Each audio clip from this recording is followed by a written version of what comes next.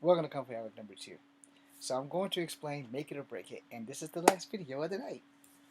Alright, so I haven't checked, so I don't know if there's 359 of you still here, but we are going to explain Make It or Break It.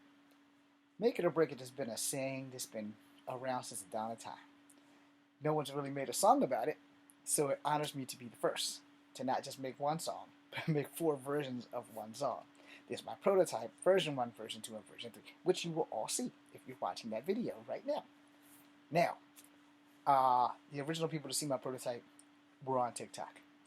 They have no idea about these 3 versions of the song. However, I'll make sure to let them know. If they want to see it, they can go to Comfy Havoc number 2. Hopefully they will enjoy the show, boost the show, and help me out. Because I do have a bigger following on TikTok than my Instagram and then my YouTube. Not that I don't love all of y'all all the same. Because I need y'all more than y'all need me. And not just for acting, but y'all help me in ways you can't understand with depression and shit. You are one of the reasons why I am in a good place. You know?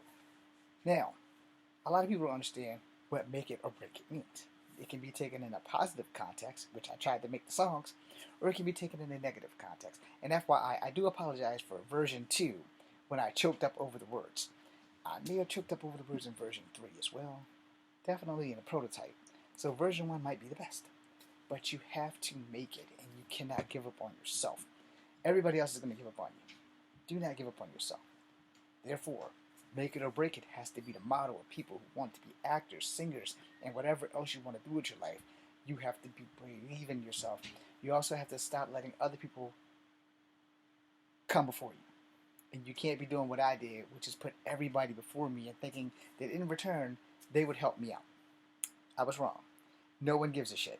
At least not in my family set. But anyway, that being said, I'm going to make it or I'm going to die trying.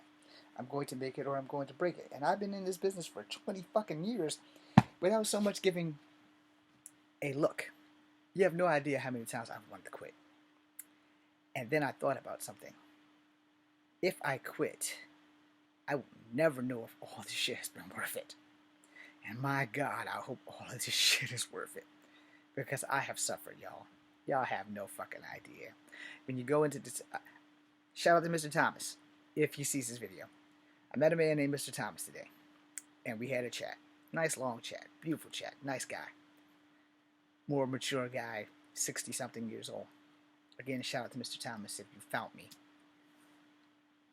As a mixed person, I had it rough growing up. Right? As I told him, I always tried to be black. It didn't always work out. I accepted myself. Still doesn't really work out. I've combated racism from all 3 sides of my heritages, blacks, whites, and natives.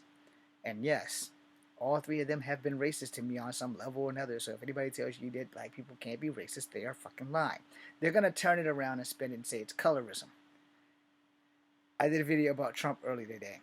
The difference between racism and being a bigot is the same side of the same fucking coin. Just because you don't want to call it racism doesn't change the fact that if someone calls me a fucking half-breed because they've got nothing else to fall back on, doesn't make them any less racist.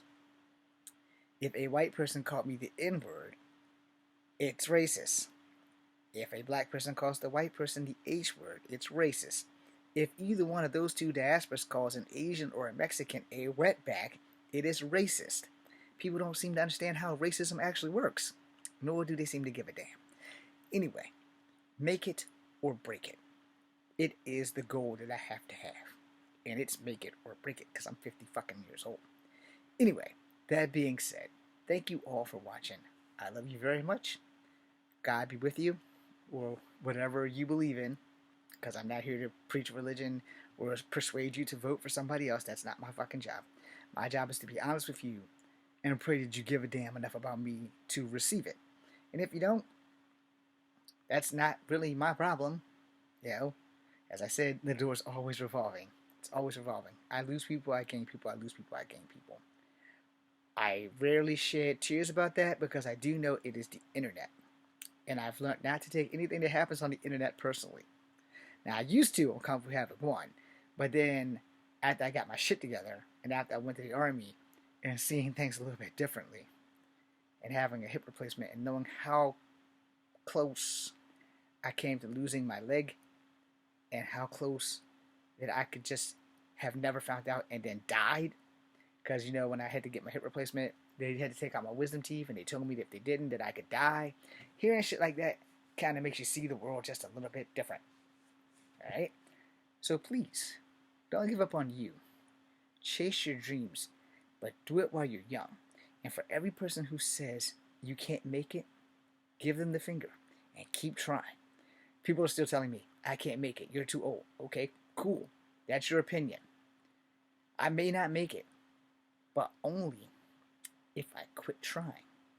That being said, I'm Echo Fangirl Wolf. This is Kung Fu Havoc number 2. Be seeing you.